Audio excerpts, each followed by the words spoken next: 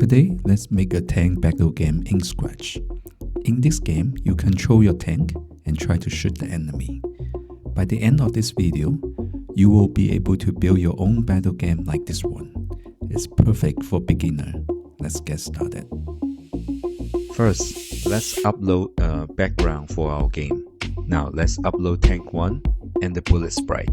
These will be controlled by the player. Tank 1 is your main character, and the bullet is what you use to attack the enemy. Let's add controls to Tank 1. When the green flag is clicked, make the tank show, go to the starting position, and make sure it's using the Tank 1 costume. Then use a forever loop. If the up arrow key is pressed, change Y by 10. If the down arrow key is pressed, change Y by -10. We should also make sure the tank stays on the ground. When the green flag is clicked, add another forever loop. If the tank is touching the sky, change Y by -10. This pushes the tank back down, so it can't go too high. Now the tank will stay on the ground and move properly. Now, let's make the tank shoot bullets. When the green flag is clicked, hide the bullet first. Then use a forever loop. If the space key is pressed, make the bullet go to the tank's X and Y position and create a clone every 0.3 seconds. Add a wait of 0.3 seconds before firing another bullet. This is how slow tank fires. When I start as a clone, make the bullet show and make it move 10 steps forward. Until the bullet reaches the right side of the screen, make it disappear. Now your tank can shoot bullets and attack the enemy. Next, let's upload the enemy tank and its bullet. This tank will be controlled by the computer. When the green flag is clicked, make the enemy tank show, set its starting position, and make sure it's using the enemy tank costume.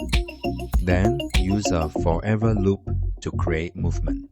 Make the tank glide to the top of the ground, wait 0.3 seconds, and then glide to the bottom of the ground.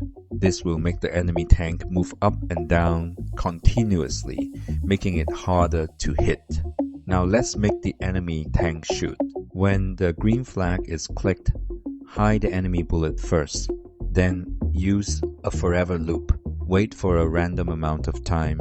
Then make the bullet follow enemy tank's X and Y position and create a clone. When I start as a clone, make the bullet show and make it move 20 steps forward continuously until the bullet reaches the left side of the screen. Delete the clone.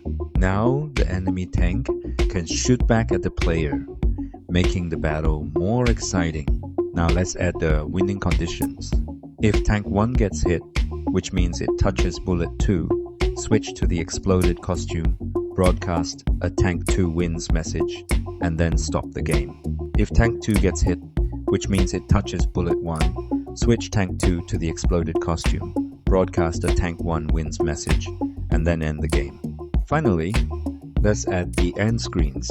We will upload 2 end screen sprites, one for tank 1 wins and one for tank 2 wins.